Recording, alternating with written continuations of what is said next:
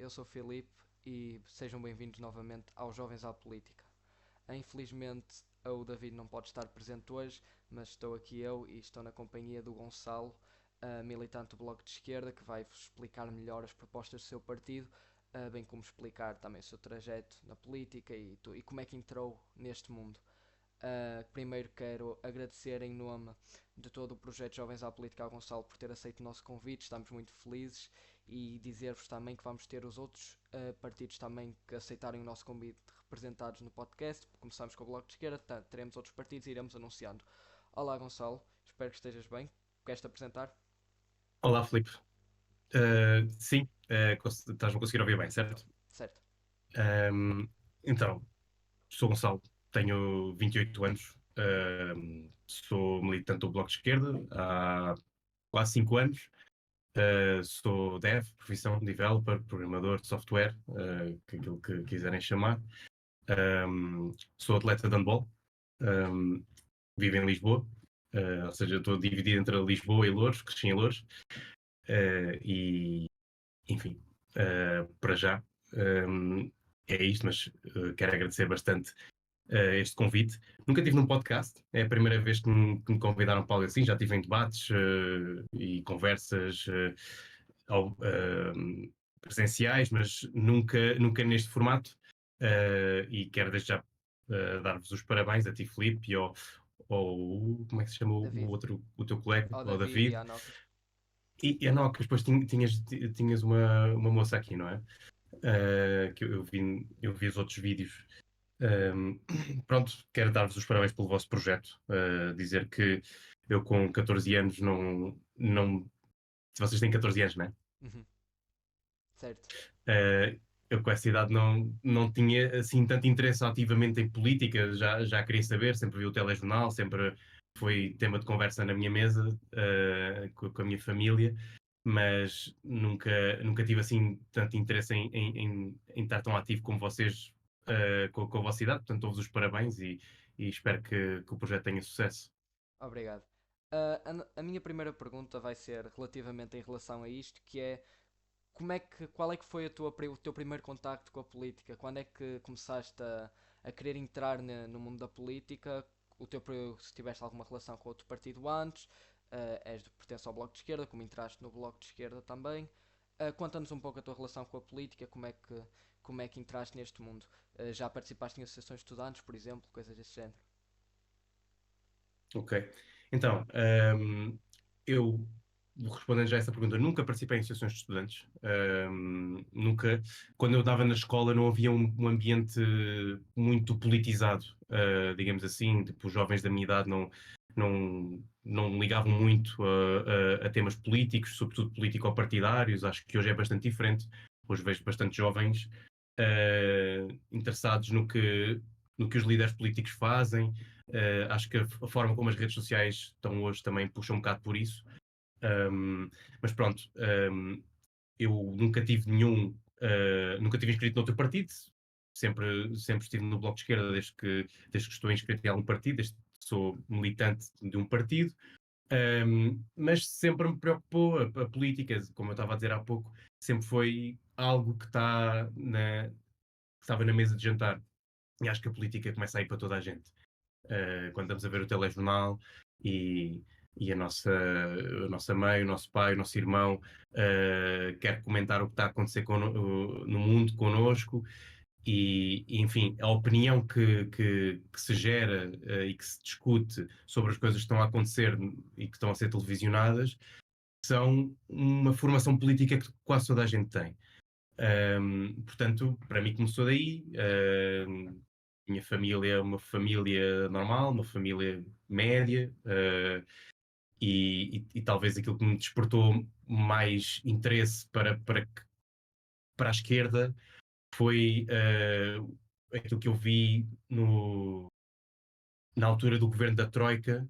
Não sei se acho que não te lembras, Não, não me mas se lembro, calhar mas sabes sobre lembro-me de isso. ouvir os comentários da minha família sobre a Troika e da minha avó que que viveu esse momento e que teve dificuldades nessa altura, por isso eu gostei de ouvir e foi uma altura que eu comecei, mesmo sendo muito jovem, eu tinha 7 anos ou 8 anos, eu já começava a ouvir e começava a entender o que é que estava a acontecer no mundo e até foi um dos momentos que comecei a politizar mais, tanto que as primeiras eleições que eu vi legislativas, acompanhei, não vi assim com olhos de ver em termos de partidos, sondagens, mas que acompanhei foram as eleições depois do primeiro governo da Geringonça, um bocado depois da Troika, já as eleições de 2019. Uhum. Oh, yeah. O problema é que quando. Até acho que tive um bocado de azar, porque quando comecei a acompanhar a política realmente e a interessar mais pela esquerda. Tanto que hoje temos aqui não temos um debate muito de um debate, isto é um podcast, mas não temos posições políticas diferentes, porque eu no podcast represento a esquerda e represento a ala que tu também representas politicamente. Mas foi quando eu realmente vi eleições à série em 2022, quando acompanhei as sondagens, quando comecei mesmo a entrar no mundo, vi uma grande quebra da esquerda partidária, portanto não tive muita sorte. Até agora não vi vitórias eleitorais da ala política que acompanho. Em relação ao que disseste, entraste para o Bloco de Esquerda, tu fazes muitos vídeos de comunicação política, vídeos que vamos deixar o teu Instagram na descrição, mas vídeos onde tentas expor os teus pontos de vista. Gostei muito de um vídeo teu, por exemplo, onde comparavas na altura das festas populares, a ver com as eleições europeias, onde comparavas os grupos partidários europeus à festa popular. Eu achei muito interessante isso e a comparação acho que é uma boa forma de passar a mensagem política. E a minha pergunta em relação a este tema é em relação aos jovens. Atualmente, não sei se tens contacto com esse contexto, mas está a haver uma grande capitalização de eleitorado, apesar dos jovens não votarem, do Chega, na nossa faixa etária, principalmente entre os jovens, os homens, entre o sexo masculino, e eu sinto isso muito na minha escola. O André Ventura faz toda essa comunicação, e a minha pergunta é como é que a esquerda, como é que o Bloco de Esquerda quer capitalizar esse eleitorado jovem que está a migrar para a extrema-direita, eleitorado que tendencialmente, tradicionalmente era muitas vezes do Bloco de Esquerda, por exemplo. Sim, então, é verdade, a extrema-direita está a beneficiar de vários fatores que hoje têm chamado mais a atenção para os homens. O, por acaso, o meu último vídeo no Instagram é sobre isso. Aliás, os meus dois últimos vídeos são sobre como é que tu tens alguns agentes homens O que número, por exemplo. estão no meio, no plano internacional, o Andrew Tate, Exatamente. uh, como é que eles constroem uma persona de um homem que é um homem que se consegue emancipar financeiramente, sobretudo, e aliado a isso tens várias traits de personalidade, tipo ser violento contra as mulheres, tipo ser uma pessoa dominante, né? Ser uma pessoa forte nesse entendimento do que é um homem. E acho que a extrema-direita capitaliza muito nisso. E a resposta para isto, para mim, é simples. É feminismo e emancipação das pessoas enquanto pessoas normais, trabalhadoras. Esta ideia de que se nós formos fortes e tivermos o mindset correto, vamos conseguir ser ricos, está errada. Estatisticamente, não se vê Comprova. isso acontecer. Eu queria que alguém que visse este episódio me dissesse se conhece alguém que ficou rico com o curso do Numeiro. Acho difícil. Um, a cena do Hustles University do Andrew Tate, eu queria mesmo conhecer pessoas que tiveram sucesso com isso, sem ser enganar pessoas, sem ser a fazer esquemas de pirâmide. Pá, sendo a fazer projetos que criam um valor acrescentado, que Exatamente. criam coisas, criam emprego, criam coisas novas, cultura, etc. Portanto, é uma falsa ideia, utilizando vários preconceitos que já existem numa sociedade que ainda herda muitos fatores machistas, muitos fatores de violência dos homens contra as mulheres, e eu acho que a forma como podemos chegar a estes rapazes, né, como tu e como eu, é dizendo a verdade, que é uma sociedade feminista que luta pela igualdade entre homens e mulheres é muito melhor para todos. Uma sociedade onde a base é nós conseguirmos ser felizes e ter aquilo que nós precisamos com o nosso trabalho, com o nosso salário, ter a nossa casa, poder fazer a nossa família, poder fazer os nossos projetos se quisermos, podemos fazer o nosso hustle à vontade. Um, Sem ter que ter esta postura de gajo forte, viril e violento. Eu acho que isto é mesmo um deal muito melhor para os homens e para os rapazes. Acho que é uma posição muito mais simpática, muito mais agregadora, percebes? De estar, ou seja, uma pessoa se olhar para outra, independentemente do seu género ou orientação sexual, e a olhar como um ser humano, como um igual, e querer ter uma conversa e querer perceber o que é que ela lhe quer dizer. Se calhar podem fazer muito mais coisas em conjunto, em vez de criar tribos de homens que são, que ficam na parte da violência, mulheres que se sentem violentadas por essa forma dos homens ser, pessoas que não são heterossexuais, que se sentem discriminadas. Se calhar nós percebemos que conseguimos ter uma vida muito mais com muito mais gente à nossa volta e com muito mais gente que gosta de nós, se nós percebermos que o género e a orientação sexual não são coisas que nos afastam. Nós somos diferentes, mas nós trabalhamos a igualdade e o bem-estar na diferença. É sobre essa diferença que o fazemos. Exatamente.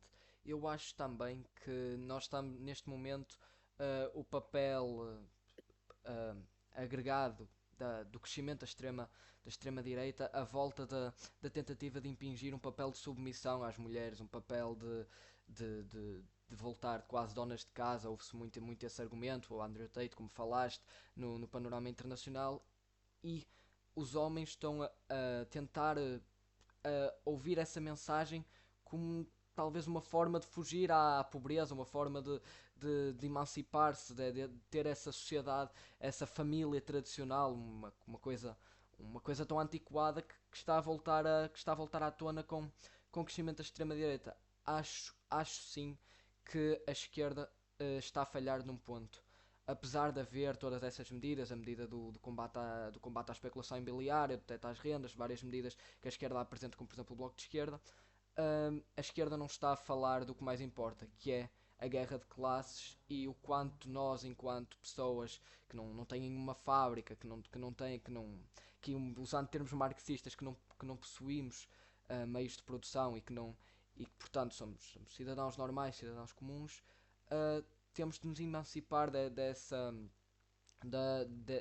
burguesia e dessa, assim usando termos mais antigos, e dessa, termos marxistas, e dessa parte capitalista do mundo. A Mariana Mortágua fez um vídeo agora voltado ao tema do Bloco de Esquerda, e até apresentou essa ideia em debate, salvo erro, contra o Rui Tavares, onde ela explicou que, por exemplo, uma trabalhadora fabril, chega lá um homem à fábrica onde essas trabalhadoras trabalham e controla a empresa. Era muito mais produtivo e muito mais positivo para essa empresa que as mulheres e que os homens que trabalhassem nessa fábrica, os trabalhadores dessa fábrica conhecem o ramo, que trabalham nesse ramo há anos, pegassem na empresa e conseguissem fazer uma autogestão da empresa de forma positiva. E esse é um tema que o Bloco de Esquerda está a tentar introduzir, e até na sua comunicação política digital, que na minha opinião está a ser eficaz.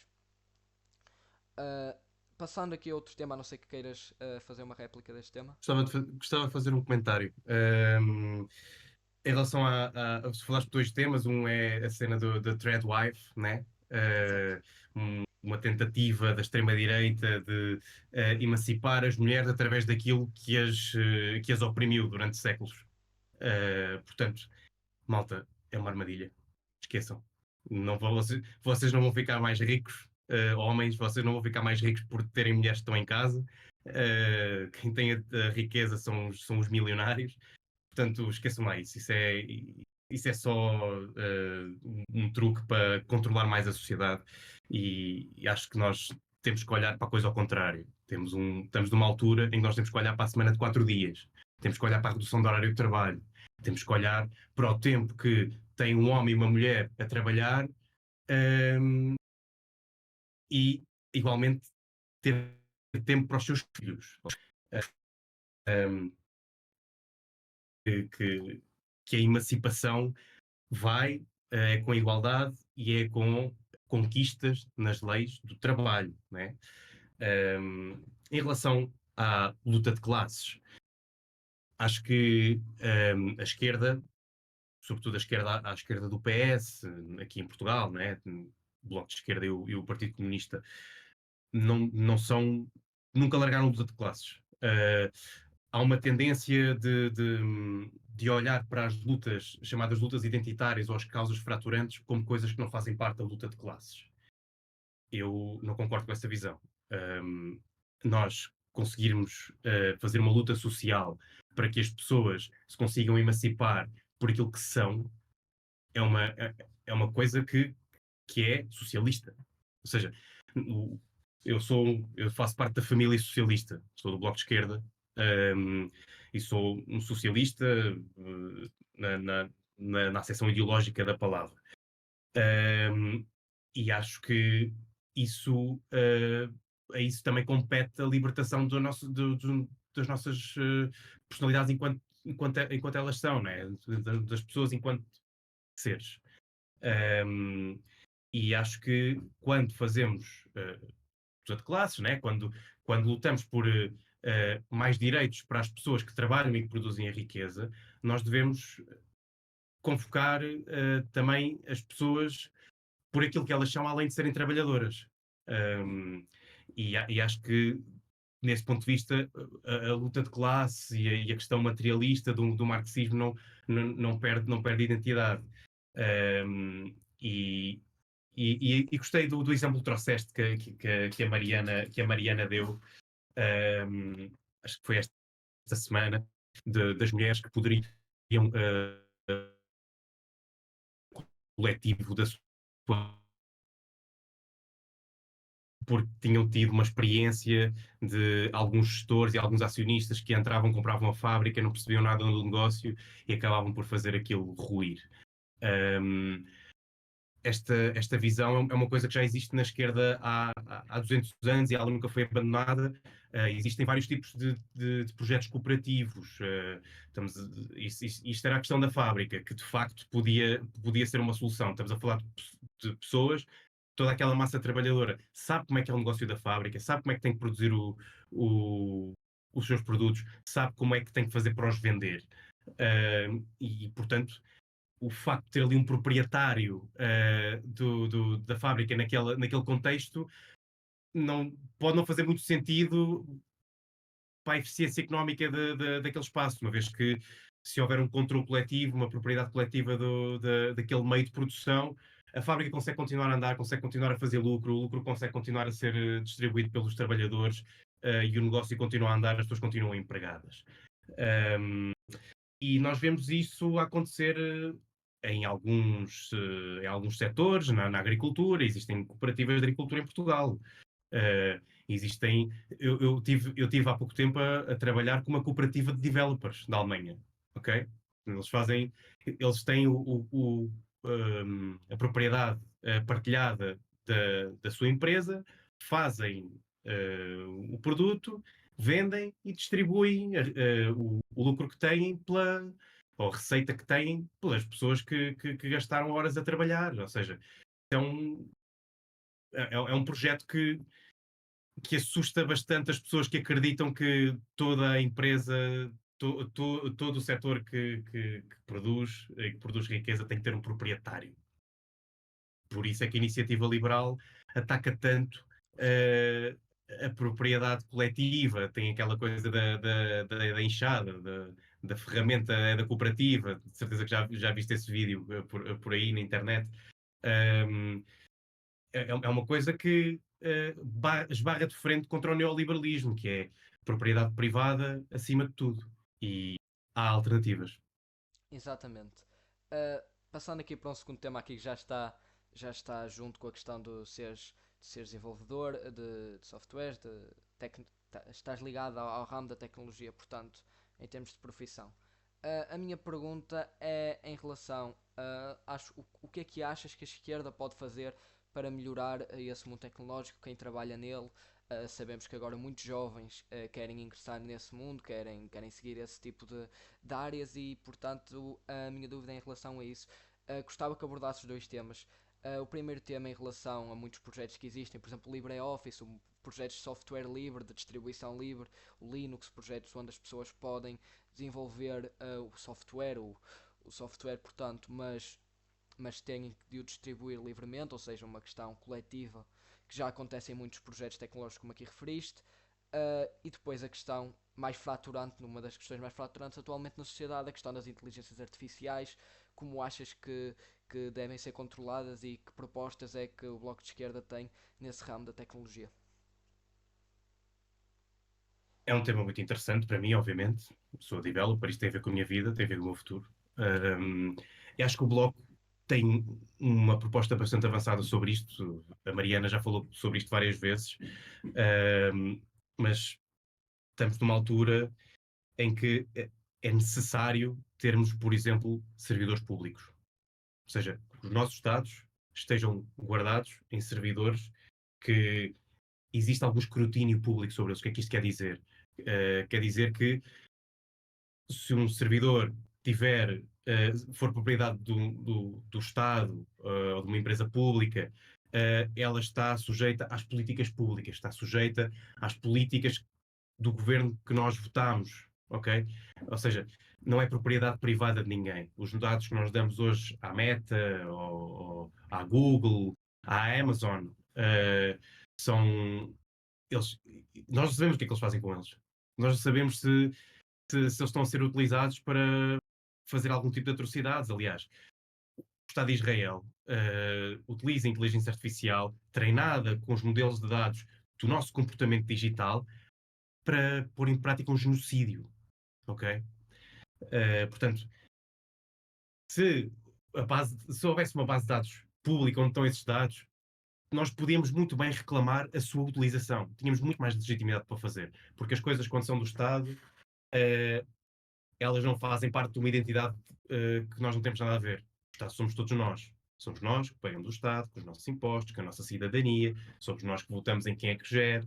Portanto, nesse ponto de vista, acho que seria muito mais democrático se os servidores, portanto, parte dos meios de produção ou da matéria-prima, da inteligência artificial, fosse coletiva, fosse partilhada, e que nós tivéssemos uma palavra a dizer. Portanto, nós defendemos isso, defendemos muito mais plataformas de software livre, mais investimento em investigação e desenvolvimento com software livre, e basicamente pôr todas estas ferramentas, inteligência artificial, todos estes IDEs, estas plataformas de desenvolvimento, ao serviço das pessoas que trabalham nelas e que se calhar até gostariam de desenvolver um projeto digital, mas têm ali uma dificuldade, que aquele software não é livre. Tu, para conseguires programar uma aplicação, tens que pagar uma licença caríssima. Se tu, para conseguires usufruir de um serviço de inteligência artificial, para poderes criar um produto que depois gera valor, não podes, e é caríssimo, então aquilo só está ao serviço de quem tem dinheiro, ou seja, é um fator de desigualdade, mesmo do ponto de vista do investimento e do desenvolvimento e da inovação. Portanto, o Bloco defende um modelo de tecnologia que faz com que a inovação esteja mais acessível a mais gente. E isso é completamente viável. Porque o que nós temos hoje são senhores tipo Elon Musk e Jeff Bezos que controlam boa parte e Mark Zuckerberg, controlam boa parte das infraestruturas tecnológicas que, usando uma linguagem corrente da internet, fazem gatekeep à tecnologia e ao acesso à tecnologia. E, enfim, acho que quanto mais pessoas tiverem a desenvolver e tiverem acesso ao desenvolvimento, mais se inova, mais coisas são criadas, e nesse ponto de vista é possível mesmo fazer algo diferente. E reparem, nós estamos hoje numa altura em que vemos várias vezes a inteligência artificial a ser utilizada para fazer deepfakes, para fazer fake news, e reparem que se as empresas de inteligência artificial tivessem que corresponder a um escrutínio democrático maior, se calhar não era assim tão fácil e as empresas esforçavam-se para desenvolver mecanismos que as defendessem dessa má utilização. Portanto, isto é, há pouco falavas de Marx, marxismo aplicado ao mundo de hoje, ao mundo tecnológico de hoje, é nós temos isto em conta. Os meios de produção tecnológicos são iguais aos meios de produção de uma fábrica ou de um campo agrícola que planta batatas. Exatamente. E acho que abordaste uma questão muito importante, as questões que eu já tinha abordado, que foi a questão dos servidores públicos de informação. Porquê? Nós sabemos que diariamente na sites, acessar o Google, são recolhidos cookies, são recolhida a nossa amostra de informação, e essas empresas cada vez começam a ter mais informação das pessoas, começam a saber melhor como lidar com as pessoas, como manipular as pessoas, e tendo toda a tecnologia, quase toda não, mas o grande monopólio tecnológico ligado a um pequeno grupo de multibilionários que usufruem disso a seu proveito, temos de ter muito cuidado com as nossas informações cada vez mais no mundo atual. A questão de Israel é uma questão triste realmente, porque nós pensarmos, eu enquanto pessoa, e tu de certeza que pensa a mesma coisa, que a nossa utilização na internet, o Google, os sites que nós utilizamos, possam de alguma forma estar a ajudar no genocídio que está a acontecer na faixa de Gaza, o genocídio absurdo que está a acontecer na Palestina, é entendermos o quão manipulável e o quão elástica a nossa informação pode ser. A recolha de dados é cada vez maior e, portanto, a questão do servidor público seria muito importante para nós termos o controle dessa recolha que está a ser feita. O Bloco de Esquerda, agora mudando aqui, mudando aqui o leme do nosso podcast, o Bloco de Esquerda vem a estas eleições com três grandes bandeiras. A bandeira do teto às rendas, que é a maneira que é a maneira que o Bloco de Esquerda acredita que irá travar toda a crise que acontece da habitação e a especulação imobiliária, a taxação das grandes fortunas, e os direitos de quem trabalha por turnos, muitas vezes essa mesma proposta, sendo até associada, e de certeza que está no programa do Bloco de Esquerda, sendo muitas vezes associada à inclusão do trabalho por turnos nos trabalhos de esforço, de grande esforço. Gostava que explicasses melhor as propostas do teu partido, e gostava também que explicasse aos jovens, e aqui acho que o que mais importa aos jovens é a questão do acesso à habitação e a medida dos tetos às rendas, o quão importantes estas medidas são, e o porquê que o Bloco de Esquerda e porque que as medidas do Bloco de Esquerda são as corretas para resolver estes três grandes problemas. Ok, vou tentar ser breve e ser perceptível. Começar pela questão dos tetos às rendas. Os tetos às rendas são uma medida de urgência, que é verdade que se tu conseguires ter mais casas no mercado em oferta, uh, em princípio o preço baixa, há outras variáveis, eu já lá vou, mas em princípio o preço baixaria, só que tu não consegues meter agora 20 mil casas no mercado, tipo amanhã, ok? Tu, tu só consegues construir essa quantidade de casas em décadas, e estamos a falar de gerações perdidas, estamos a falar de gerações que ficam empatadas, que perdem os anos da sua vida em que conseguem aceder a um crédito à habitação, ou os anos da sua vida em que precisam de juntar algum dinheiro, precisam ter algum conforto para fazer as suas carreiras de trabalhador, para construir as suas famílias. Ou seja, os testes às rendas respondem a isto, respondem aos jovens da minha idade, da tua idade, que daqui a. Imagina, tu quererás terminar o secundário, ir para a faculdade, e durante ou a seguir à faculdade começar a trabalhar e conseguir sair de casa dos teus pais. E com o mundo que temos hoje isso está muito difícil. Portanto, os tetos às rendas, nas zonas onde há maior pressão imobiliária, permitem que as rendas baixem já. Como é que isto se faz? Há um valor estipulado para a tipologia de casa, quantos quartos tem, qual é que é o tipo de equipamento, e consegues aplicar essa nova renda máxima a novos contratos de arrendamento. Ou seja, imaginemos, eu tenho um contrato de arrendamento que acaba daqui a 2 anos. Neste momento estou a pagar 1.000 euros. Se o teto máximo para a minha casa, que é um T2, for, sei lá, 600 euros, quando renovar o contrato, o meu senhorio não me vai poder cobrar mais 600 euros. E se ele cobrar mais 600 euros, ou se ele disser não quero fazer contrato quero fazer isto sem contrato pela porta do cavalo e paga-me no MBWay e paga 800 euros, eu posso fazer queixa. Já hoje existem portais para que os inquilinos possam fazer queixa do abuso de senhorios. Portanto, a forma como isto é instalada na sociedade e é regulada é através da própria denúncia das pessoas. E isto funciona, quer dizer, funciona nos Países Baixos, na Catalunha também. E Portugal, sobretudo as grandes cidades portuguesas, estão numa crise bastante grave e precisam disto já.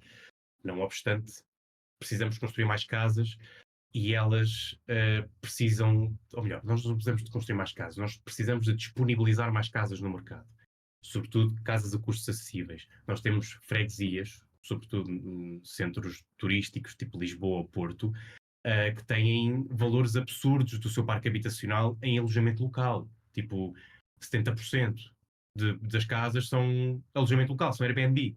Isso foi uma lei que foi passada no tempo do Passos Coelho, naquele governo que geriu a questão da Troika.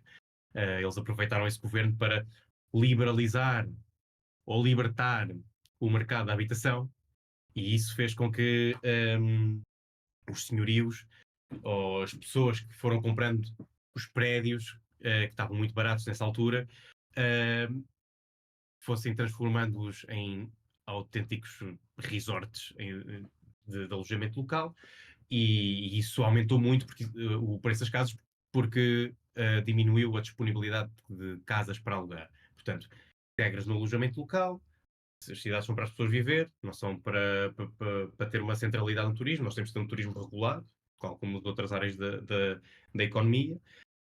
Temos de construir mais casas públicas a custos controlados, bairros bons, com mistura social, pessoas de classe um bocadinho mais alta, pessoas de classe um bocadinho mais baixa, para conseguir ter uma coesão social. Temos que também pôr regras ao tipo de licença de obras, porque hoje constrói-se muita casa. Quando, por exemplo, vêm os partidos de direita dizer que isto é preciso construir mais casas, é a única forma, elas estão a ser construídas, malta. Tipo, são os condomínios de luxo que constroem no Parque das Nações, que constroem no Conselho de Loures, que constroem, enfim, noutros conselhos à volta das grandes cidades, que são, enfim, eles são construídos nessa lógica porque vendem essa lógica, ok? E nós temos que pôr regras para que, à custa de algumas pessoas que ainda são que ainda há alguma quantidade, conseguirem comprar apartamentos de luxo, temos que conseguir equilibrar as contas e dizer, não, nós vamos meter isto ao custo das pessoas comuns. As casas de luxo sempre existiram e provavelmente vão continuar a existir.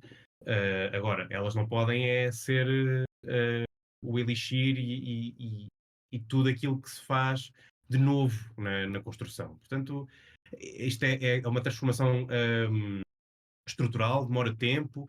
No entanto, a proposta dos tetos às rendas é boa porque permite baixar as rendas já e depois permite abrir o caminho para fazermos as reformas que precisamos de fazer para voltar a ter os preços da habitação para as pessoas que trabalham. Taxar as grandes fortunas. Isto faz sentido economicamente. Não sei se... Eu recomendo toda a gente que vir este episódio a ir à procura de um economista chamado Gary Stevenson, um economista britânico.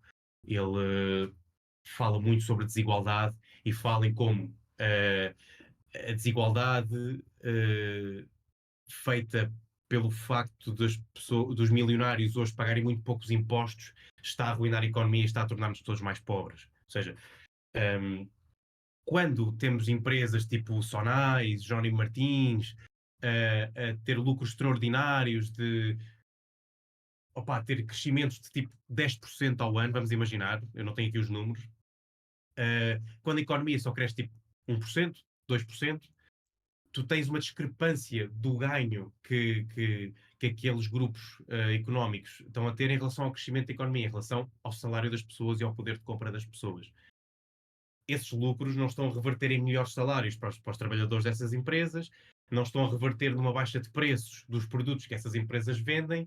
Portanto, o que é que nós temos que fazer? Temos que ir a esses lucros e dizer, meus amigos, uma cota parte desse dinheiro tem que ir para o Estado Social, tem que ir para ter apoios financeiros a alguns setores da economia que estão a precisar de ajuda neste momento, e temos que fazer uma redistribuição nesse sentido, porque isso faz sentido economicamente. Porque o que é que acontece com esse dinheiro todo que os grandes grupos económicos conseguem reunir?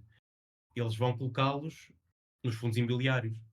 Eles vão colocá-los em outros fatores económicos especulativos, ou seja, uma casa, um prédio na Baixa que está fechado durante não sei quantos anos, foi comprado por 1 milhão de euros e vai ser vendido daqui a 2 ou 3 anos por 5 milhões de euros.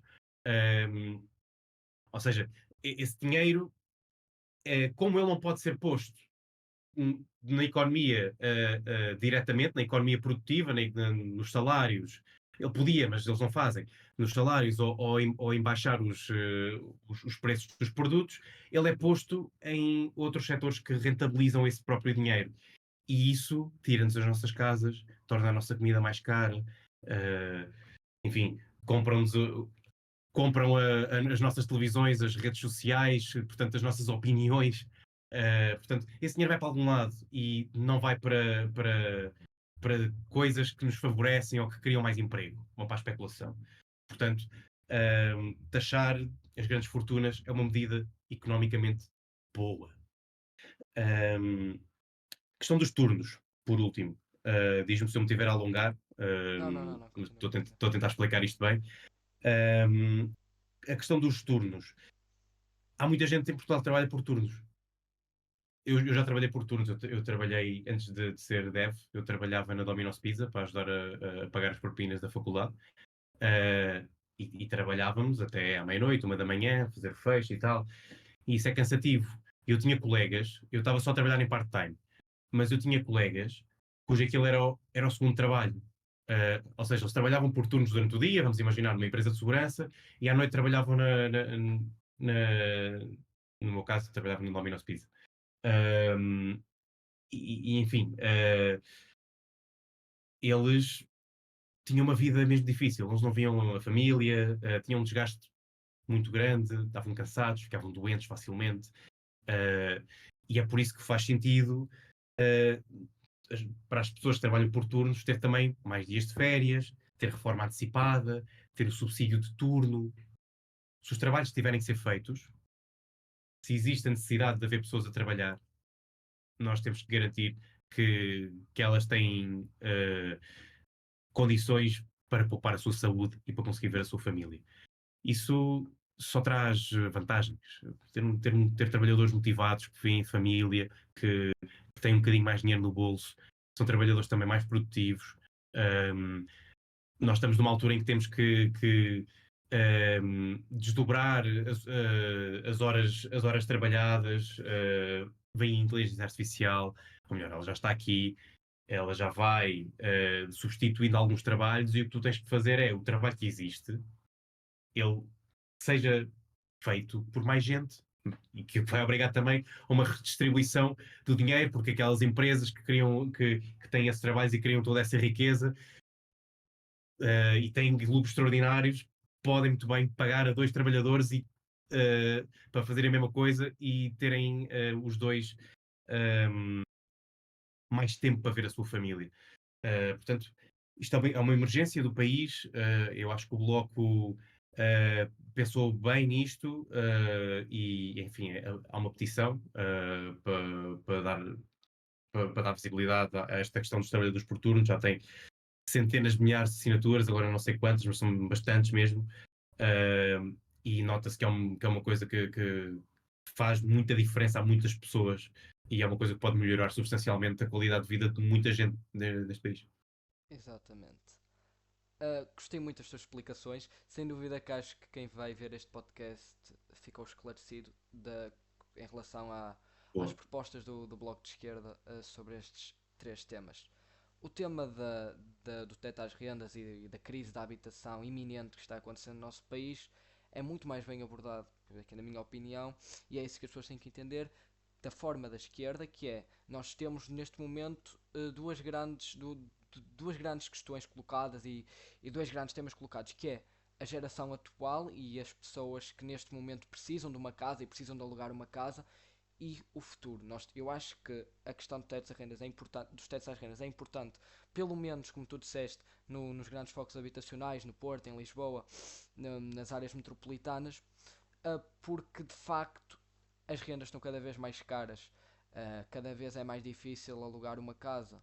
E portanto é muito complicado para as pessoas, principalmente pessoas que vêm de classes mais baixas, pessoas que vão estudar, os jovens que vão estudar do interior para as universidades do litoral e precisam de alugar uma casa, não conseguem fazer. E isso é muito importante, a questão dos tetos rendas. E depois a questão da construção. O problema, a construção atual, como tu disseste, não é uma construção focada na maioria da população, é uma construção completamente de luxo à beira de minha casa. Eu vivo no Porto, vivo na freguesia de Paranhos, uma freguesia que tradicionalmente é uma freguesia popular, uma freguesia onde vivem muitas pessoas, uma freguesia do povo, não é uma freguesia, não é Foz, não é uma freguesia tradicionalmente cara. Todos os prédios que estão a ser construídos da beira da minha casa são prédios de luxo, são prédios com T2 que custa 600 mil euros. Como é que é possível alguém querer que pessoas que ganham salário mínimo, um bocado mais, consigam comprar essas casas, consigam alugá-las? E portanto, a questão da habitação tem de ser focada em construir um parque público habitacional, em construir casas com rendas acessíveis para que a população possa também pagar. A taxação das grandes fortunas acho que tu explicaste muito bem, não tenho muito mais a acrescentar. A questão dos funcionários, um funcionário da Jerónimo Martins ganha 30 vezes menos, mais ou menos, que um gestor. Como é que é possível com um gerente, como é que é possível que isto aconteça? Como é que é possível que haja tanta disparidade? E aqui entra a questão da meritocracia e provarmos o quanto errada ela está. Como é que é possível que haja tanta disparidade no esforço de uma pessoa para ganhar 30 vezes menos? É uma questão completamente errónea. E quando a iniciativa liberal e quando chega tentam mostrar, toda a direita tenta mostrar que defende os grandes empresários, mas também defende os pequenas, médias e microempresas, não faz sentido, porque na realidade o que eles querem defender são os interesses dos grandes grupos económicos. A melhor forma de tu defenderes as pequenas, médias e microempresas é regulando, por exemplo, o preço da eletricidade, baixando o IVA da eletricidade, baixando o IVA da luz. E isso são medidas que realmente vão agregar às pequenas, médias e microempresas. Agora, por exemplo, a descida do IRC não faz sentido nenhum. Mais de 80% das empresas em Portugal não pagam IRC. Para que é que nós queremos descer uma coisa que na realidade só vai beneficiar as grandes empresas? Isso, Exatamente. isso não faz sentido. Se quiseres, podes fechar este tema, dar uma réplica e vamos passar para o nosso último tema. Sobre esta questão que tu deste agora, ultimamente, sobre o IRC, sobre uh, não taxar as grandes fortunas e as grandes empresas faz com que elas, eventualmente, comam as pequenas empresas. Isto é assim, ciclicamente, ou seja, o bolo acumula, se eles têm que continuar sempre a crescer e não têm nenhuma regulação para redistribuir todo aquele crescimento que é dispar do crescimento da economia, eles vão acabar por ter que ir a sambarcar tudo para eles. Uma questão de desigualdade tremenda, é uma questão que estanca a inovação, porque tens tudo no mesmo ecossistema, não tens competição, mesmo do ponto de vista liberal, não faz sentido. Portanto, uh, taxar as grandes empresas, fazer com que toda aquela riqueza contribua mais para a sociedade como um todo, é uma coisa sensata e faz todo o sentido economicamente. Acho que este tema ficou bem esclarecido. Espero que acho que conseguimos aqui, principalmente o Gonçalo, com, com o que falaste. esclarecer as propostas da esquerda e principalmente do Bloco de Esquerda em relação a este tema. Por fim, quero abordar um tema que eu acho que interessa muito aos jovens, que é a questão. O Bloco de Esquerda tem uma ala de trabalho interno dedicada aos jovens, chamada Jovens do Bloco, ou seja, tem a juventude partidária do Bloco, que se chama Jovens do Bloco. Eu gostava que explicasse a nós jovens, que é o público maioritário deste podcast, qual é o trabalho desta ala, o que é que esta ala faz, porque é que nós deveríamos aderir aos jovens do Bloco e explicar porque é que é tão importante que nós jovens comecemos a politizar desde cedo e comecemos a aderir a movimentos políticos desde cedo. Acho que é um tema que importa muito aos jovens e principalmente aos jovens que se importam tanto com a política e cada vez mais, por exemplo, aqui rapidamente dando o exemplo da minha escola, cada vez mais vemos jovens interessados na política, no Parlamento de Jovens, em tudo que seja projetos cívicos e projetos que incluam a política. E portanto acho que é muito importante que expliques melhor os jovens do Bloco e essa aula de trabalho. Uhum. O, o Bloco, ao contrário de a larga maioria dos outros partidos, não tem uma Jota, portanto, não tem uma organização política separada Exatamente, é do interno. partido. Tem, tem, tem um grupo interno de jovens que elege uma coordenadora nacional, portanto, ela existe formalmente dentro do partido. Um, e a ideia é simples. A política para os jovens é a política para os adultos, a política para os adultos é a política para os jovens. Nós vivemos todos no mesmo mundo, não há uma separação. Claro que há rotinas diferentes, experiências de vida diferentes, um, mas o objetivo disto, e com algum sucesso, é conseguir fazer com que o Bloco como um todo tenha sempre uma amplitude na sua preocupação e na sua visão sobre os jovens e sobre os mais velhos.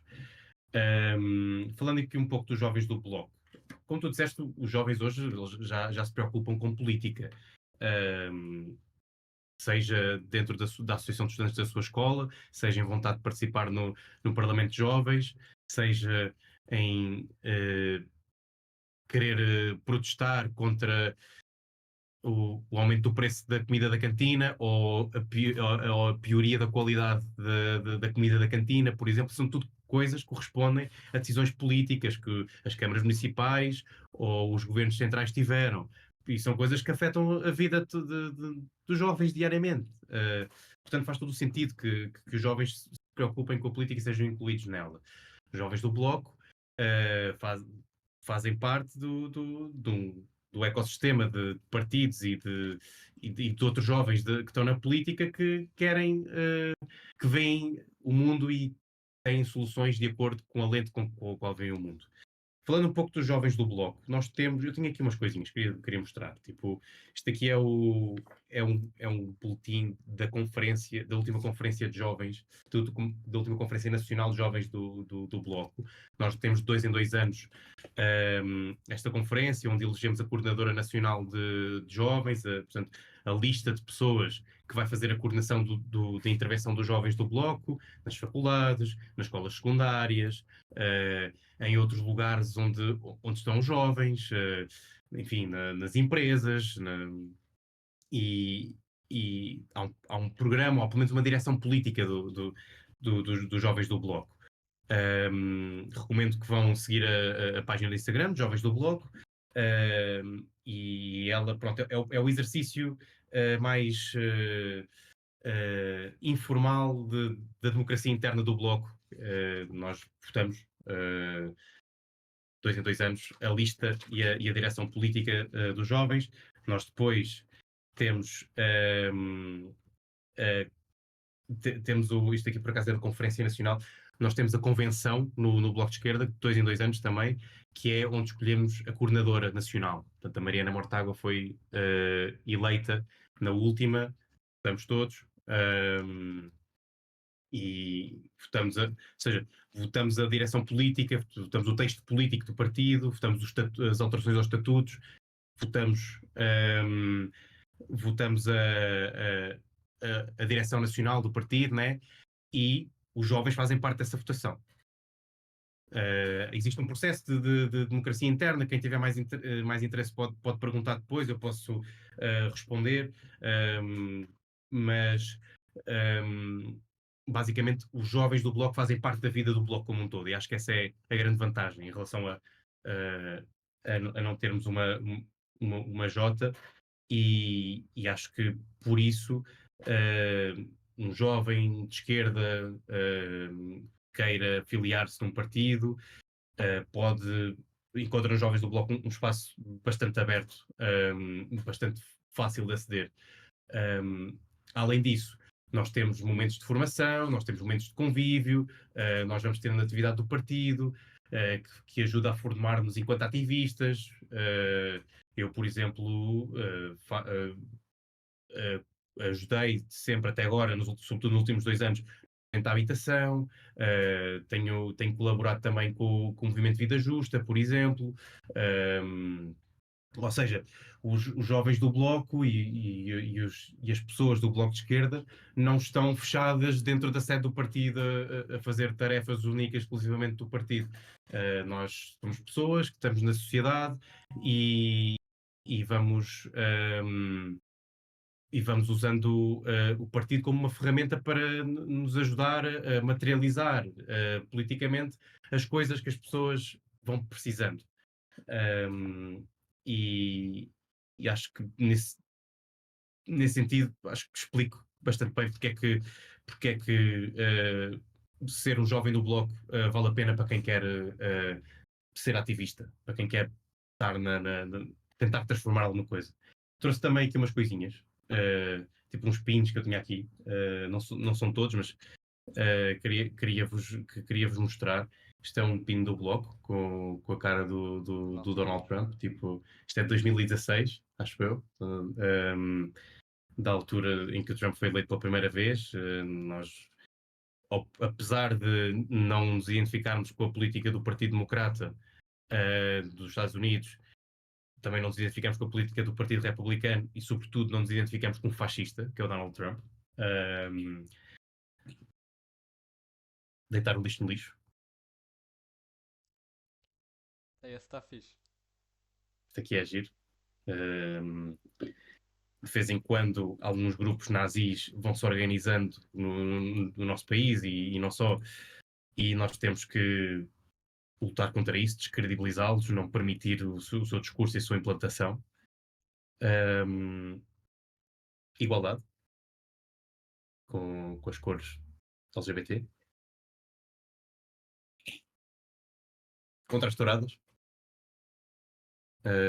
O Bloco é um partido animalista, portanto, ativamente contra as touradas. No nosso país ainda há a tourada ainda é considerada cultura. Exato. Pagam menos de IVA os espetáculos tauromárquicos. Foi com o Bloco que se conseguiu parar a transmissão de touradas na televisão pública. E, enfim, acho que as touradas são para terminar, é tortura animal. Isso, eu percebo que isso seja, uma coisa, uma prática feita em algumas partes do país, mas não é a primeira vez na história de Portugal que se fala sobre o fim às touradas. Houveram reis, há muitos séculos atrás, que proibiram touradas, ou que tornaram as touradas fizeram que as touradas fossem uma coisa só do povo, porque era bárbaro, fizeram com que as touradas fossem uma coisa só da elite, porque era fancy. Enfim, a história das touradas em Portugal não existiu sempre da forma que às vezes tipo as pessoas do CDS dizem. As touradas sempre foram um tema e sempre houve pessoas contra touradas. Fim ao genocídio. Palestina vencerá. É preciso boicotar Israel. Se nós temos a coragem acertada de exigir sanções e boicotes à Rússia por ter invadido a Ucrânia, nós temos que ter a mesma política em relação a Israel. Israel. E em Israel passa-se algo terrível. É uma ocupação com quase 80 anos de história. Os israelitas matam palestinianos. Há uma ideologia zionista que cresce com os israelitas que diz que os palestinianos não são seres humanos e isso permite. Um, isso permite que seja politicamente viável para os governos israelitas matar palestinianos e fazer esta política de genocídio e de colonismo e de colonização tão gravosa a olhos nus, em direto na televisão. É uma coisa que tem que parar. Acho que não tenho aqui mais nada. Tenho este aqui. Este era um panfleto que distribuíamos. Ele é sobre a legalização da cannabis, e ele tem aqui uns recortes a picotado, não deve dar para ver, que são tipo cartões para fazer filtros. Isto era assim uma tentativa arrojada para chamar a atenção, porque legalizar a cannabis um, é uma questão de saúde pública. Há muita gente que consome cannabis em Portugal, acho que são cerca de 500 mil pessoas, e, por exemplo, os níveis de THC da cannabis que circula no mercado paralelo são muito altos. E tendo a legalização e políticas públicas para poder regular este produto, podemos torná-lo menos prejudicial para a saúde. Podemos fazer melhores campanhas de advertência. E enfim, podemos também proteger quem quer fumar. Ahm, não fumem antes dos 18 anos, não façam isso, ok? Isso queima-vos os neurónios. Tipo, fumar erva não é bom. Pode ser relaxante, mas não é bom. E, enfim, penso que era isto que eu tinha aqui para mostrar. Eu tenho mais coisas, alguns, mas sinceramente não consegui encontrar. Mas pronto, se tiveres algumas perguntas, também gostaria que fizesses. Não estou aqui para responder. Exatamente. Ah, falaste de vários temas, eu gostava muito de falar sobre a Palestina e depois também sobre a questão das touradas, a questão da legalização da cannabis, a questão, por exemplo, da eutanásia, coisas que afastam, por exemplo, os jovens do Partido Comunista Português, e esses jovens de esquerda podem querer ser do Bloco, e portanto é uma questão divergente entre as esquerdas portuguesas. Mas a minha pergunta aqui, que gostava que respondesse rapidamente para passarmos para esses temas, que é: como é que os jovens podem aderir aos jovens do Bloco, se existe idade mínima para aderir aos jovens do Bloco, como é que esse processo funciona para que os nossos ouvintes que estiverem interessados terem já essas informações. Então, vão aí ao vosso telemóvel e escrevam ader.bloco.org. Vocês aderem. ehm, eu penso que não existe idade mínima. Tipo, imagina, há malta com 14 anos eu conheço malta, tipo, quando eu entrei tinha 14 anos, quando já lá estava, estás a ver? Eu entrei com 23, e é mesmo engraçado, tipo, ver malta tão jovem, a ter uma discussão política ao teu nível. E isso é mesmo uma experiência fixe.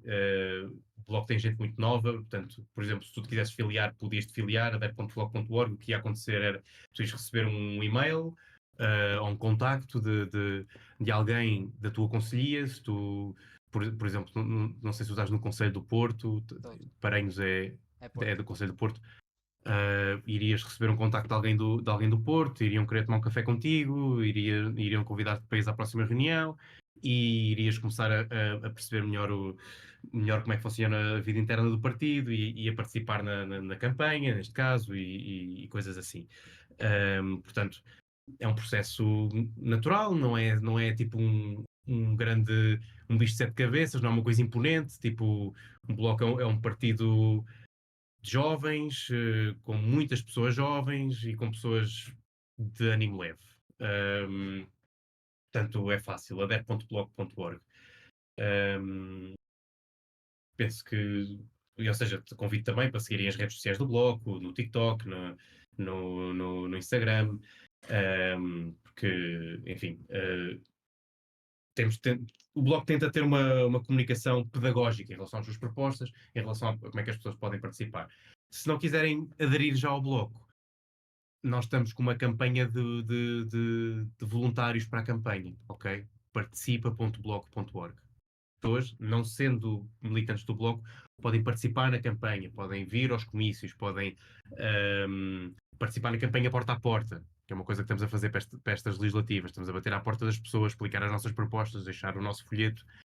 Temos sido muito bem recebidos, as pessoas são, na sua larguíssima maioria, muito simpáticas, mesmo que não votem no Bloco, as conversas têm sido mesmo agradáveis. Ainda no outro dia falei com uma senhora que ia votar no André Ventura pela sua assertividade e quando ela vê o panfleto com a cara da Mariana, este aqui, uh, ela vê, eu também gosto muito de ouvir falar a Mariana, ela também é muito assertiva.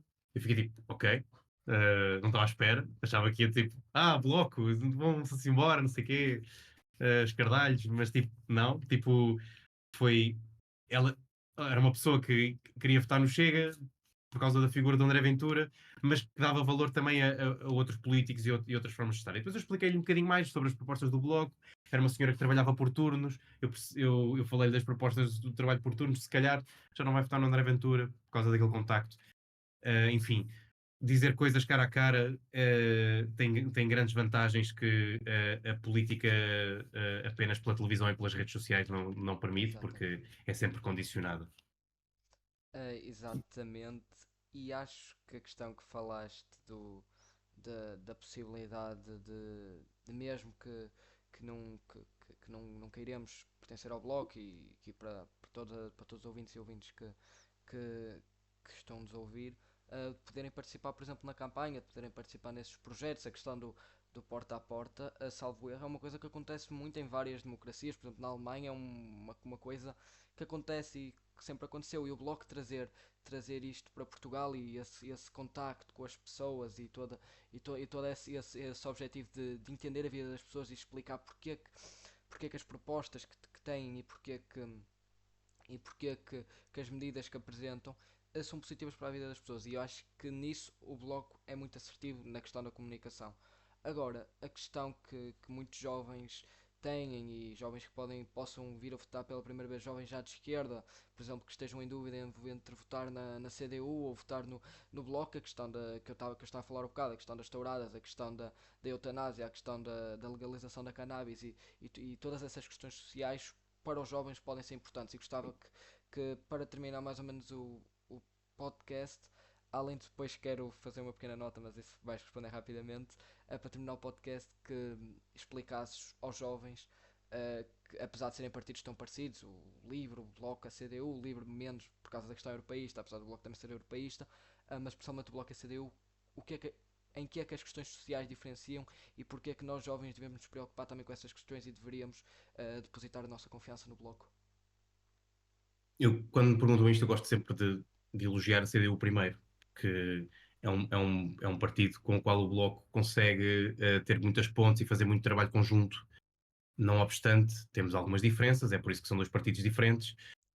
Um, Acho que o Bloco é um partido que não é conservador, ou seja, menos conservador, ou seja, a CDU na minha ótica, não é assim conservadorismo, aquele conservadorismo de direita e não sei o quê, mas, por exemplo, historicamente nunca foi tão focal em relação às questões LGBT.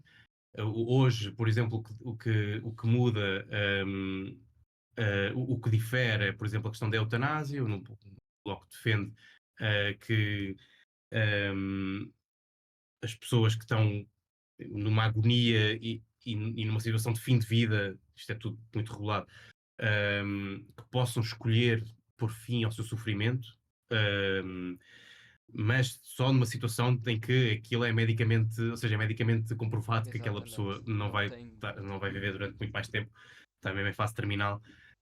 Um, Enfim, por exemplo, a CDU diz que o Estado não pode matar, ou seja, há aqui algumas diferenças. Acho que a maior, sim, diferenças mais concretas, né? Mas a maior diferença acho que é na capacidade que o Bloco tem de se reinventar, de conseguir colocar temas em cima da mesa que mudam a política. Um, e nesse sentido acho que o Bloco à esquerda é o partido que melhor consegue fazer isso. Portanto, eu verei sempre, ou pelo menos prevejo que assim seja, verei sempre um partido como a CDU como aliado em muitas questões, mas o facto de eu estar no Bloco é porque eu acho que o Bloco consegue fazer muito mais a diferença. Um, Em relação ao LIVRE, a mesma coisa, queria também dar esta nota. Nós temos muitas pontes com o LIVRE, sobretudo na questão ecológica, mas temos uma visão diferente sobre o, o que é preciso para mudar o sistema. Acho que o LIVRE é muito brando. Uh, e o O Bloco Rui Tavares não era tem. eurodeputado do Bloco de Esquerda, para quem não souber. Sim, Existe foi, essa ele foi parecência o Rui, ideológica. Rui Tavares foi eleito nas listas do Bloco de Esquerda. Eu gosto muito do Rui Tavares. Acho que ele é uma pessoa que consegue abordar as coisas num ângulo muito bom, muito esclarecedor, mas acho que na hora da verdade, ehm, os partidos dos verdes europeus têm muita dificuldade em ser firmes em relação às ideias de esquerda, né? Por exemplo, a ministra, acho que não sei se é a ministra do Ambiente, agora não estou certo, mas é uma ministra dos Verdes que fez parte do último governo alemão. Alemão. Teve Sim. com o governo israelita, foi lá apertar-lhes a mão. É por isso também que os verdes têm uma política armamentista muito agressiva, muito diferente da política da esquerda europeia, e do bloco de esquerda. Portanto, se as vossas causas são melhoria das condições de trabalho, portanto, base, luta de classes, mas também têm a preocupação de que nós somos pessoas, somos seres humanos diferentes e isso deve estar espelhado na política.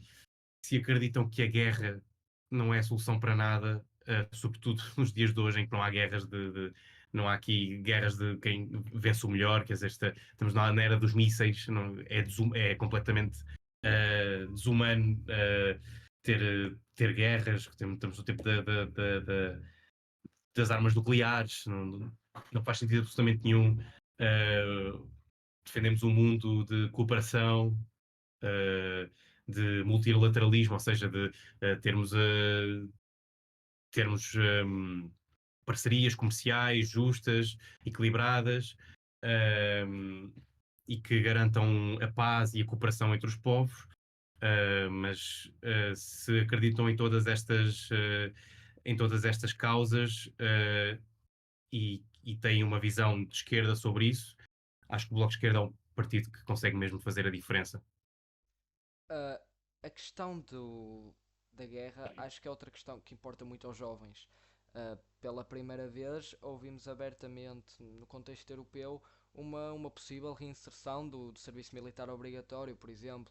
Isto cada vez mais estamos a enfrentar um padrão de guerra generalizada, com o genocídio na faixa de Gaza, com a invasão da Ucrânia, e isso acho que a mim jovem e alguém que está a passar nesta geração e que vai passar, porque está a passar por este momento, preocupa-me muito. Por exemplo, a questão do kit de sobrevivência proposto pela União Europeia. Outra coisa que, por exemplo, vi recentemente um vídeo do Fernando Rosas a brincar com a questão do kit de sobrevivências e de sobrevivência e explicar que kit é que realmente importa às pessoas. Portanto, nessa parte já conseguimos entender a eficácia, na minha opinião, do Bloco e parabenizar toda a estrutura do Bloco e toda a equipa de comunicação por esse papel. Tu também fazes esse papel nas redes sociais. Mas a questão da guerra é mesmo muito importante e gostava que explicasses, apenas para terminar, aqui a questão da guerra, porque o Bloco, na minha opinião, assume uma posição equilibrada, ou seja, no sentido que não assume uma posição completamente armamentista, que, por exemplo, na minha opinião, o LIVRE assume, e com a questão do Pacto de Defesa Europeu e todas essas questões que eu concordo, sem contar a parte que nós somos um dos blocos, a União Europeia, que mais investe em armas. A União Europeia não precisa de mais armas e é isso que o Bloco fala e com, com razão, mas também sem assumir a posição, como, não, não quero dizer hipócrita, mas um pouco nula do PCP em relação, por exemplo, à guerra da Ucrânia, porque é verdade que os partidos de esquerda são proibidos na Ucrânia, mas também é verdade que Putin invadiu um país livre e cometeu e cometeu um grande crime a nível internacional e a nível do direito internacional. Portanto, o Bloco tenta manter essa posição equilibrada e gostava que tentasses explicar melhor o porquê que a posição do Bloco na matéria da defesa é tão importante e tão assertiva. Eu fiz um vídeo, foi dos meus primeiros vídeos, sobre serviço militar obrigatório. Na primeira vez que se falou, assim, nesta nova leva, foi já há uns meses. Ahm, e basicamente o serviço militar obrigatório não faz sentido. Nós não precisamos, nós para nos defendermos e para mostrarmos que temos capacidade de defesa, não precisamos ter soldadinhos de carne para canhão por aí. Não, tu não vais precisar de ir para o quartel quando tiveres 18 anos, fazer flexões e aprender a disparar armas. Não vais. Porque se houver uma guerra, ela não vai ser assim. Se houver uma guerra, primeiro é um desastre. Ou seja, a posição do Bloco e a posição da esquerda, no geral, deve ser de fazer tudo para prevenir estruturalmente que as guerras aconteçam. Por isso é que o Bloco tem tido posições históricas contra a existência da NATO. Porque a NATO, apesar de durante muitos anos se ter colocado como a organização que garante a defesa da Europa, durante muitos anos a defesa era contra quem? Ninguém, ou seja, era uma. A NATO expande-se até ao bloco russo durante os anos 90, provocou o que provocou na Bósnia, vão pesquisar sobre isso. Recomendo, é sempre bom percebermos como é que é a nossa história. Um, e, enfim, não é uma organização de defesa, é uma organização de posicionamento expansivo militar, da influência comercial e militar no mundo. E o Bloco acha que o caminho não é por aí, e concordo bastante com isto. Acho que o caminho é nós conseguirmos ter parcerias com os nossos vizinhos, é nós lidarmos com as ameaças politicamente. As ameaças são internas. Se Portugal estiver em perigo, se houver um problema de segurança em Portugal, ele não será porque os russos estão aí na fronteira. Será porque há organizações, poderão haver organizações fascistas, paramilitares, como já houve na Europa, como já houve mini-organizações desse tipo em Portugal. Enfim, violência.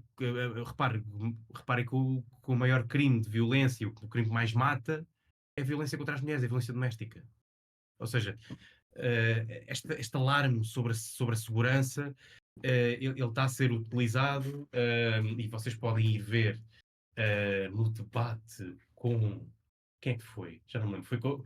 Foi agora nos debates, isto está no Instagram do Bloco, em que a Mariana fala sobre o facto, acho que foi até com o livro, foi com o Rui Tavares, fala sobre o facto de estar-se a tentar legitimar politicamente esta posição do serviço militar obrigatório e de venha aí a guerra para poder transformar alguma indústria europeia que está em declínio, tipo a indústria automóvel, em Indústria indústria militar. armamentista. Problema, para vender as armas é preciso que elas disparem. Não há isto. Reparem, às vezes chamam a Mariana, tipo na televisão, os comentadores, chamar a Mariana, discurso Miss Mundo em relação à guerra. Ou tens o discurso da paz ou tens o discurso da guerra, não há intermédio. Tu não podes fazer armas e achar que elas vão ficar paradas. Portanto, e repara, o kit de sobrevivência foi uma brincadeira de alguns dirigentes, sei lá, alguns comissários europeus, que decidiram utilizar isso como marketing para lançar mais um alarme sobre vem aí a guerra. Eu vi um vídeo de uma comissária europeia a dizer o que é que vocês precisam? Precisam de uma lata de atum, tipo, toda bem vestida e não sei o quê, tipo, e depois estava ali a mostrar uma lata de atum, porque ele dura muito tempo, é bom para se fiar aí a guerra. Pá, isto é ridículo. Isto é completamente ridículo. E eu não sei como é que as pessoas não olham para isto e ficam tipo, como é que nós somos geridos por estes gajos? Está tudo maluco. Exato. E, enfim, a solução para a guerra na Ucrânia são conversações de paz. Uh, É verdade que há muitos problemas na Ucrânia. Há partidos de esquerda que estão ilegalizados, isso é grave, mas há um contexto onde isso acontece, que é a invasão do país vizinho. Se nós estivéssemos a ser invadidos na situação da Ucrânia, a situação política também não estava estável e não estava propriamente democrática. Portanto, nós temos que ter sempre atenção a isso e condenar sempre esta questão maior, que é haver uma potência que está a invadir outra. A Europa continua a comprar energia e combustível à Rússia. Eles deram a volta às sanções e vendem pela Índia, vendem por outros países. Portanto, a Europa, se quisesse sancionar a Rússia, sancionava bem e a guerra tornava-se muito mais complicada para eles, mas não quer. A guerra e com isto termino, para atingir a paz, nós temos que ter mais soberania, mais autonomia de blocos como a Rússia, que é também um bloco imperialista. Portanto, nós temos que ter soberania energética, soberania alimentar, e essa é a forma que faz com que aquele bloco pense duas vezes antes de tentar invadir o bloco europeu, porque se o bloco europeu não precisar assim tanto, em última análise da Rússia, a Rússia pensará duas vezes em invadir a Europa, porque também estará interessada em manter boas relações com o mesmo. Exatamente. Eu acho que já disse várias vezes exatamente, mas as tuas conclusões estão sempre muito boas e acho que estão principalmente a explicar as posições do Bloco de uma forma menos não é politizada porque tu estás a ser politizado, mas estás a conseguir explicar de uma forma mais fácil de entender e com uma linguagem mais jovem. Por fim, para terminar este podcast, a pergunta que te coloco é: o Bloco, apesar de eu não ser grande fã de sondagens, vamos ter de falar disso, está a apresentar pelas sondagens uma queda iminente em termos de representação parlamentar, principalmente depois da questão do caso do despedimento das mais grávidas, que eu não quero voltar, mas acredito que tenha realmente a ver todo esse caso com a queda que, pelo menos, as sondagens apresentam do Bloco de Esquerda a níveis parlamentares e a nível de eleições. Por exemplo, o facto do Francisco Louçado, Luís Fazenda e do Fernando Rosas voltarem à política não pode ser uma espécie de grito de força do Bloco, uma tentativa de recuperar esse eleitorado que está a ser perdido, ou tu não acreditas que isso esteja realmente a acontecer? E tu, sendo alguém do Bloco, uh, acreditas de certeza. Acho que acreditas realmente que o Bloco não está tão forte como se tem apresentado. Já nas últimas duas eleições teve dos piores resultados sempre, voltando ao início. Em 2024, com o contexto que foi, uma queda de uma maioria absoluta, o Bloco não conseguiu capitalizar efetivamente em número de deputados, com uma queda de uma maioria absoluta do PS, ou seja, o eleitorado de esquerda não foi para o Bloco, o eleitorado que votou no PS não foi para o Bloco. E temos que nesta eleição isso volta a acontecer, as sondagens que estão a sair verifiquem-se e tornem-se verdadeiras. E o que é que achas da volta? Obviamente, Francisco Louçado, Fernando Rosas e de Luís Fazenda. Então, as sondagens que têm aparecido, elas não mostram resultados positivos para o Bloco, mas também não mostram grande credibilidade. E eu com isto não quero fazer aquela conversa de se as sondagens são boas, eu digo fixe sondagens, se as sondagens são más, eu digo que não importam. Tem havido muito poucos inquiridos, aquilo tem sido barómetros. Eu tenho andado na campanha porta a porta e uma das coisas que eu tenho sentido em relação às pessoas é que elas estão um bocado fartas, estão um bocado tipo, não querem saber. Tipo, as pessoas estão cansadas de eleições e de crises políticas e portanto, isso dificulta sempre o trabalho das sondagens. Portanto, eu acho que está mesmo tudo em aberto. Acho que o Bloco tem espaço para crescer. Há muito tempo de campanha pela frente, um mês é muito tempo político. Pode acontecer muita coisa num mês. E, enfim, ainda por último, em relação a esta questão das sondagens, o, o, o Bloco, nós já temos falado uns com os outros sobre uma questão que é, nos outros países, a esquerda é completamente antagonizada pela televisão pela imprensa. Portanto, Portugal tem uma imprensa muito boa nesse sentido, já começas a ter alguns fenómenos de imprensa muito tendenciosa à direita, mas ainda assim tens um canal público, Exato. tens uma preocupação nos canais tipo SIC de haver equilíbrio, de haver vozes para toda a gente. Um, Portanto, em Portugal ainda mantemos algum equilíbrio. Uh, e Desculpa, trouxeste o posso só diz, interromper o teu diz. raciocínio? Acreditas que, por exemplo, o que aconteceu na Alemanha com o crescimento do Dialink possa também acontecer em Portugal com a comunicação que o Bloco também está a fazer nas redes sociais? Acreditas que isso pode levar ao que aconteceu na Alemanha? Um, Acho que as redes sociais ocupam um lugar importante na comunicação dos partidos e se as pessoas seguirem as páginas dos partidos conseguem perceber muito mais diretamente aquilo que eles estão a propor e isso acaba por eliminar aquele fator curadoria da televisão, né? A televisão escolhe quem é que são os comentadores e tal, e qual é que é o modelo. Mas isso tem outros problemas, porque tu tens um algoritmo que se alimenta com escândalo, e se o escândalo forem coisas tipo violência contra mulheres, isso viraliza e muitos jovens vão ter como abordagem, primeiras abordagens a questões do feminismo e não sei o quê, coisas que são ódio às mulheres, um, e acaba por ser bastante danoso para a imagem de um certo lado político.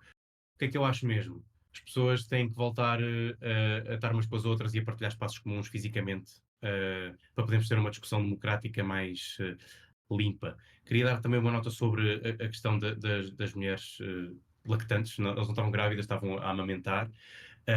Nessa altura correspondeu a uma quebra de metade da subvenção que o Bloco tinha. O Bloco é financiado pelo dinheiro que consegue através da sua representação no Parlamento. Não tem não tem outras formas de financiamento, e teve de despedir boa parte da estrutura. E em todos os casos tentou sempre arranjar soluções viáveis que permitissem às pessoas reorganizar a sua vida, porque aquele trabalho tinha acabado. Ou seja, Sim, tanto que não houve aqui nenhuma ilegalidade. mas Houve uma questão moral, não é? sim, mas a questão Um, moral, por exemplo, o que nós entendemos é que, e acho que foi o que passou para a comunicação social, é que, primeiro, eu lembro-me de acompanhar isso, foi há pouco tempo, acompanhei isso, e enquanto alguém que acredita muito no Bloco de Esquerda, principalmente nas questões sociais e na questão de. Fiquei decepcionado por causa dessa questão, eu acredito que muito eleitorado uhum, tenha ficado. A questão é, o Bloco de Esquerda no início, pelo que me lembro, tentou disfarçar a situação, tentou aplicar ali tentar um bocado lavar roupa suja contra a Sábado uhum. que tinha falado sobre isso primeiramente, e depois a Mariana Mortágua acaba-se a desculpar. Não achas que eu sei que que estás na defesa do Bloco de Esquerda, és militante do Bloco de Esquerda, mas não achas que este posicionamento acabou por, principalmente para o eleitorado mais politizado, e o Bloco de Esquerda tem um eleitorado, na minha opinião, muito politizado, um eleitorado que se importa realmente com as causas, acabou por ser um bocado decepcionante e Acho que eu percebo que tenha sido, ou seja, primeiro dizer uma coisa e depois parecer que se disse outra. Há aqui uma nuance que é o que a Sábado falava era em 5 grávidas, ou seja, exagerou nos seus números, criou um episódio de coisas que não aconteceram. E o Bloco precisou de dizer que aquilo era mentira. Senão nós não estávamos aqui a falar em 2 mulheres que estavam a amamentar, estávamos a falar num 40 mulheres. num batalhão, yeah, numa maternidade inteira, estás a ver? Um, É assim, houve de facto uma gestão um bocado atabalhoada, mas acho que a Mariana fez uma coisa que não é muito normal e que eu gostei mesmo de ver e que foi uma coisa que me sossegou, honestamente, que foi tipo, pá, nós tivemos mal, não devíamos ter dito isto desta forma. Um, Errámos, mas o que aconteceu foi isto. E de facto o que aconteceu foi que aquelas pessoas conseguiram reorganizar a sua vida, elas poderiam sair do bloco de qualquer forma, e o bloco arranjou uma forma com que elas conseguissem melhorar a sua vida. E quer dizer, acho que este caso não mancha toda a história das conquistas feministas que o bloco teve na sua história. É isto que eu costumo dizer. Um, As pessoas cometem erros, os partidos cometem erros, todos eles, mas acho que nós devemos ver as coisas como um todo. Portanto, aqui neste caso, acho que o Bloco é um partido capaz de aprender a lição e de se reinventar e de se tornar melhor com as coisas que vão acontecendo. Em relação, para terminar, aqui ao Fernando Rosas, Luís Fazenda e Francisco Louçã, eu fico muito feliz, enquanto militante, enquanto pessoa de esquerda, que eles tenham aceitado ir para a linha da frente. Nós estamos num tempo do ressurgimento do fascismo, algo contra o qual eles lutaram, algo contra o qual, pelo menos dois deles, que eu saiba, tiveram presos. Ou seja, se eu estivesse no lugar deles, eu faria o mesmo. Tipo, tu estás, ou seja, eles têm a capacidade, a experiência política, o nome, hum, a desenvoltura enfim, as qualidades de militantes de esquerda e deputados, possíveis deputados, que podem ajudar a combater a extrema-direita, epá, ainda bem que eles estão lá, mesmo. A sociedade não é feita só de jovens e das novas gerações, também é feita dos mais velhos, da experiência deles. Uh, e, portanto, eu vejo com muito bons olhos esta escolha, tanto da direção como deles próprios. E sim, se perguntaste-me se era o Bloco pôr as forças todas em ação nesta altura. Nós estamos num grande avanço do fascismo. Há canais de televisão que são propriedade de pessoas que financiam os fascistas. E se um partido de esquerda não está para meter toda a sua cavalaria na hora da verdade, pá, o que é que nós somos? A questão que passa às pessoas é que sinto que não entendem bem essa parte do posicionamento. Eu fico muito feliz de eu, enquanto alguém, como tu referiste, alguém de esquerda e alguém que viu muito e que procurei muito e que assisti durante muito tempo debates do Francisco Louçã a falar, um comunicador que eu gosto muito, também gosto muito de Fernando Rosa e Luís Fazendo, fico muito feliz que voltem à política. Mas tu entendeste o que eu tentei dizer? A questão do timing fez com que as pessoas não entendessem bem essa questão. Se quiseres, podes deixar alguma nota final. Estamos mesmo no final do podcast. Agradecer novamente a tua presença em nome de todo o projeto. Ficamos muito felizes que tenhamos pessoas como tu, militantes dos partidos, aqui a explicar as propostas. Pessoas, tu fazes uma comunicação política, portanto participas ativamente na política, tens as tuas redes sociais, toda a gente que viu, sigam as redes sociais de Gonçalo, são muito esclarecedoras. Os vídeos tentam sempre mostrar esse ponto, o ponto da esquerda, e portanto, com tantos youtubers de direita e com tantos youtubers de extrema direita que aparecem na vossa For You, deem a oportunidade a alguém de esquerda que faz um trabalho muito bom. Queres deixar aqui alguma última nota? Agradecer-te, agradecer-vos o convite, as palavras que disseste sobre o trabalho que tenho feito online. Eu não sou só ativista nas redes, também estou na rua, mas só quero deixar uma mensagem. Vejam o que toda a gente diz, de todos os lados. Vão à procura da informação. Vão seguir comunicadores de esquerda, de direita. Um, Vejam as coisas, comparem, tirem as vossas próprias conclusões. Olhem para aquilo que vocês são. São pessoas que herdaram uma empresa gigante, ou são pessoas que vão ter que ir trabalhar para uma empresa gigante e pagar uma casa. E tirem as vossas conclusões políticas disso, informem-se, cultivem-se, e, enfim, acho que o amor vence o ódio e sejam solidários com as pessoas. Com esta frase terminamos o nosso podcast. Mais uma vez agradecer ao Gonçalo por ter estado aqui. Nos próximos episódios teremos outros comunicadores de diferentes áreas políticas e diferentes partidos connosco. Espero que tenham gostado do nosso episódio. Por mim é tudo. Tchau, pessoal.